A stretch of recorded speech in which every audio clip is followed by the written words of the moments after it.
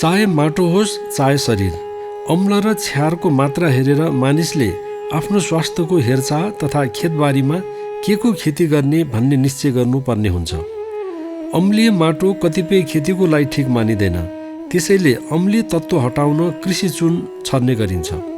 खेतीमा त अम्लले यतिको हानि पुर्याउँछ भने मानिसको शरीरमा कति हानि पुर्याउँछ होला सहजै अनुमान गर्न सकिन्छ। अम्ल र क्षार जाँच्ने प्रविधिलाई पीएच भनिन्छ। अम्लले नुनिलो मात्राको अधिकता भयो भन्ने बुझाउँछ। हरेक खाद्यान्नलाई पीएचको दृष्टिकोणले मापन गर्ने प्रविधि विकसित मुलुकहरूमा छ।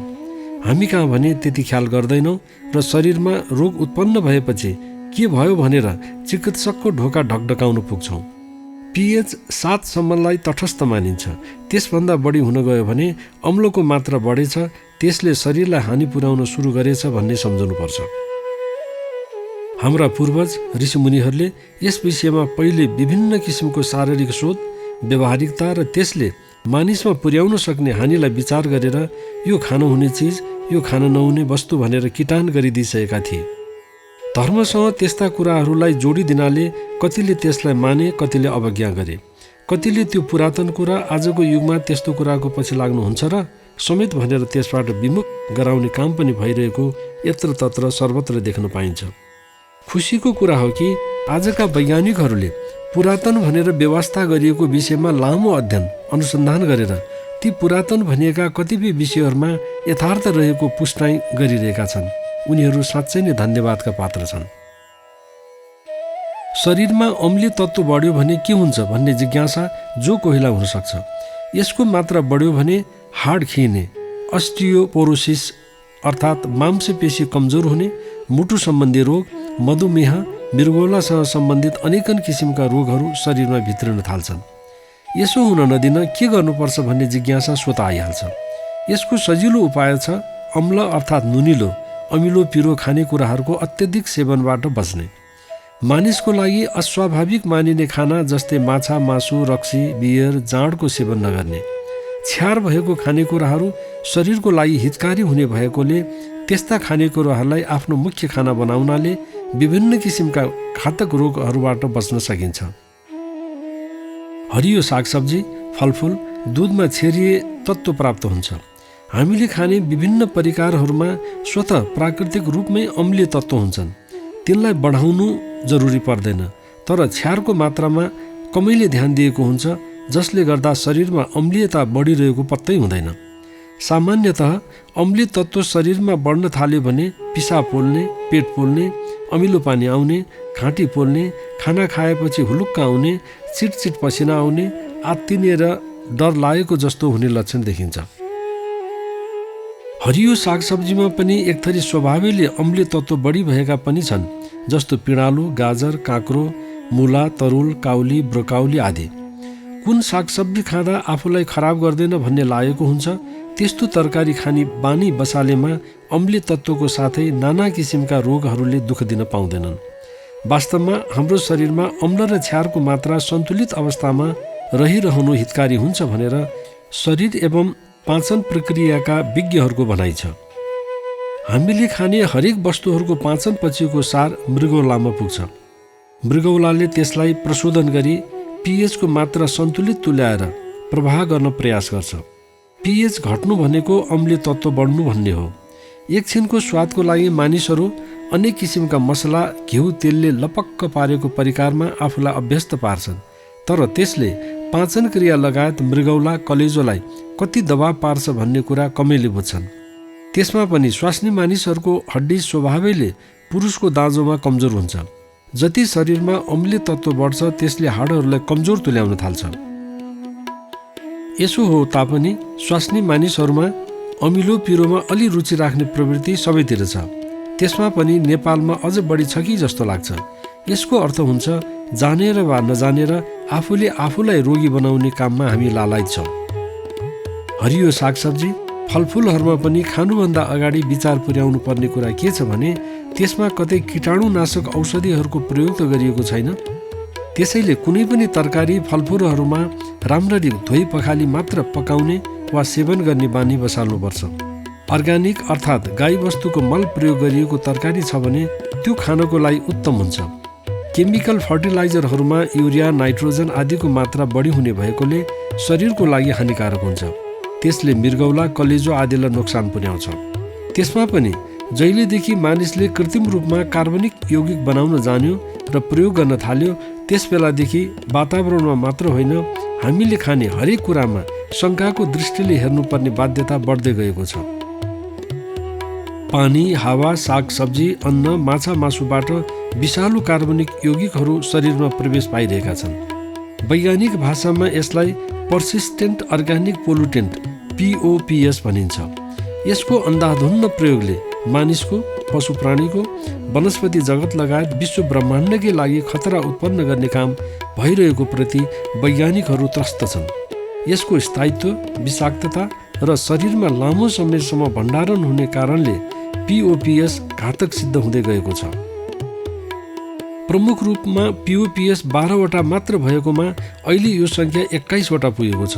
यसको अर्थ हुन्छ झन्झन विषालु पदार्थहरूको सङ्ख्या बढ्दै गइरहेको छ। वास्तवमा कार्बनिक यौगिकहरू भनेको किरा फटेङ्ग्रा, लामखुट्टे, माटोमा हुने कीटाणु, ढुसी आदिको लागि प्रयोग हुन्छ। यो केवल खानेकुरामा, बालीनालीमा मात्र प्रयोग हुन्छ भन्ने छैन। विद्युतीय उपकरण, ट्रान्सफर्मर, क्यापासिटर, प्लास्टिक तथा रडमा समेत प्रयोग हुन्छ। यसरी थाहा पाई वा नपाई विभिन्न रूपबाट मानिसमा कार्बनिक यौगिकहरूले प्रवेश पाइरहेका हुन्छन्। एल्ड्रिन, क्लोरोडेन, DDT, डायल्डिन, इन्ड्रिन, हेक्टाक्लोर, हेक्साक्लोरोबेनिजन, माइरेक्स, टक्साफेन, पोलिक्लोरिनेटेड वाइफिनाइल्स आदि आदि। विशेषज्ञहरू बताउँछन् कि अम्लीयताको कारण हड्डी कमजोर हुने, हार्टसँग सम्बन्धित रोगहरू हुने सम्भावना बढ्नुका साथै शरीरमा कैयौँ अन्य दुष्प्रभावहरू पनि निक्लन सुरु गर्छन्। अम्लीयताको कारण क्याल्सियम र म्याग्नेसियमको मात्रामा कमी आउनाले हड्डी मात्रै कमजोर हुने नभई अरू कमजोरीहरू पनि शरीरमा देखा पर्न सुरु गर्छ। पहिलो कुरा त अम्लीय तत्त्व र क्षारीय तत्त्वको सन्तुलनले मुटुको धड्कनलाई सन्तुलित तुल्याइराख्न मद्दत पुर्याउँछ। त्यसमा अम्लीय तत्त्व बढ्नासाथ मुटुको चालमा वृद्धि हुन थाल्छ, जसको अर्थ हुन्छ मुटुमा समस्या आउँदैछ भन्ने कुराको सङ्केत। हामीले खाने ताजा फलफुल र सब्जीहरूमा प्राकृतिक रूपको नुन, जसलाई पोटासियम भनिन्छ, त्यो हुन्छ। शरीरको सुस्वास्थ्यको लागि पोटासियम पनि जरुरी छ। पोटासियमले उच्च रक्तचापलाई नियन्त्रण गर्ने तथा मस्तिष्कघातबाट जोगाउने काम गर्छ। हरियो सागसब्जी एवं फलफुलहरू सन्तुलित रूपमा खानु भनेको प्राकृतिक नुन, जसले शरीरलाई चाहिने क्षार तत्त्व प्रदान गर्दछ, त्यसलाई स्वीकार्नु हो। हिजो आज सोडियम नुन सर्वत्र सुलभ जस्तो भएकोले दाल, तरकारी लगायत विभिन्न परिकारहरूमा त्यसलाई प्राथमिकता दिइरहेका छौँ र शरीरमा अम्लीय तत्त्व बढाउने काम गरिरहेका छौँ भन्ने स्पष्ट छ। सोडियम क्लोराइडले रक्तनलीलाई खुम्च्याउने काम गर्छ। रक्तनली सङ्कुचनले शरीरमा अनेक प्रकारका दुष्प्रभाव ल्याउँछ। बेला बेलामा व्रत बस्ने र नुन नखाने परिपाटीको संस्कृतिलाई विकास गरेका व्यक्तिहरूले शरीरलाई सन्तुलित राख्न पहिलेदेखि नै सचेत थिए भन्ने देखिन्छ। साथै माछा मासु नखाने, शाकाहारी जीवनलाई ग्राह्यता दिने प्रवृत्तिले अनेक किसिमका रोगहरूबाट आफूलाई जोगाउन सकेका थिए। विगतमा कहिल्यै माछा मासु, रक्सी, बियर, जाँड नखाने परिवारमा पनि अहिले आएर त्यसको सेवनलाई स्वतन्त्रता दिँदै जाने प्रवृत्ति बढ्दै जानाले अनेक किसिमका रोगहरू देखा पर्दै गइरहेका छन्। हुँदाहुँदा अहिले त जति औषधि त्यति नै रोग भन्ने अवस्था आइसकेको छ। यस्तो भयावह स्थितिमा खानपानको पथ परहेजमा रहन सकिए धेरै किसिमका रोगहरूबाट मुक्त रहन सकिन्छ। झन्डै 60-70 वर्ष अघि जुन बेला आधुनिक चिकित्सा पद्धतिले आफ्नो बजार बढाउँदै थियो, त्यतिखेर आफ्नो साखलाई बढाउने क्रममा माछा मासुबाट प्रोटिन प्रशस्त पाइन्छ भनेर सीमित अनुसन्धानबाट प्राप्त परिणामको कारण मानिसमा फैलिएको त्यो विश्वासलाई अझै हटाउन सकिएको छैन, किनभने त्यो एउटा वैज्ञानिक अन्धविश्वास थियो। माछा मासुमा अनेक अवगुणहरू धार्मिक, आध्यात्मिक रूपले त छँदैछन्, साथै स्वास्थ्यको दृष्टिकोणले पनि अनेक दुष्प्रभाव शरीरमा पर्ने कुरामा आधुनिक चिकित्सा पद्धति समेत सचेत हुँदै गइरहेको अवस्था अहिले छ। शरीरका लागि माछा मासु जरुरी छैन जति सागपात, फलफुल तथा खाद्यान्नको छ भन्ने कुरामा अब कुनै विवाद छैन। मानिसको शरीरको लागि चाहिने सम्पूर्ण तत्त्वहरू सन्तुलित शाकाहारी भोजनमा रहेकोले विश्वमा शाकाहारी खाना र शाकाहारी जीवन बिताउने व्यक्तिहरू दिनानुदिन बढ्दै गइरहेका छन्। अम्लीय तत्त्वको कुरा गर्दा पशुपक्षीका मासुमा प्रशस्त अम्लीय तत्त्व हुने हुनाले शरीरको लागि हानिकारक छ। संसारका घातक रोग भनेर मानिएका स्वाइन फ्लू, बर्ड्स फ्लू, सास, Asian influenza, mad cow disease, AIDS जस्ता रोगहरू पशुपक्षीकै मासुबाट फैलिएको भन्ने प्रमाणित भइसकेकोले स्वास्थ्यलाई हानि पुर्याउने माछा मासु खानबाट बच्नु श्रेयस्कर छ। मृगौला, कलेजोसँग सम्बन्धित अनेकौं रोगहरूको जननी हो माछा मासुका परिकारहरू। हिजो आज फास्ट फुडको नाममा बन्द डिब्बामा अनेक परिकारहरू उपलब्ध छन्। तिनलाई लामो समयसम्म काम लागोस् भनेर विभिन्न किसिमका प्रिजर्भेटिभहरू राखिएको हुन्छ। ती एक किसिमका मन्द विषय हुन्। तिनको प्रयोग बढी हुँदै गयो भने रोग लाग्ने सम्भावना बढ्दै जान्छ।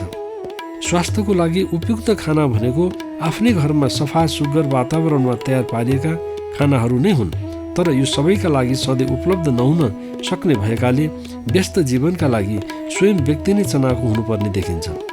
यद्यपि आजको उपयोगितावादको समयमा आफ्नो सामान बेच्न अनेक विज्ञापन र लगानी उद्योग धन्दा एवं व्यवसायीहरूले गरिरहँदा स्वास्थ्यको लागि खराबै छ भने पनि त्यसमा अनेक फाइदाको फेरिस्त उनीहरूले अनेक विज्ञापनको माध्यमबाट प्रचार प्रसारमा ल्याउने हुँदा सर्वसाधारणहरू अलमलमा पर्ने अवस्था छ। यस उसले जबसम्म व्यक्ति विशेष नै सजग र सतर्क हुँदैन तबसम्म विषलाई पनि अमृत बताउन सक्ने उपयोगितावादको प्रवृत्तिको कारण व्यक्ति स्वयं सावधान भई के खाने के नखाने, कुन स्वास्थ्यको लागि हितकारी छ कुन अहितकारी छ भनेर चिन्नु जरुरी छ।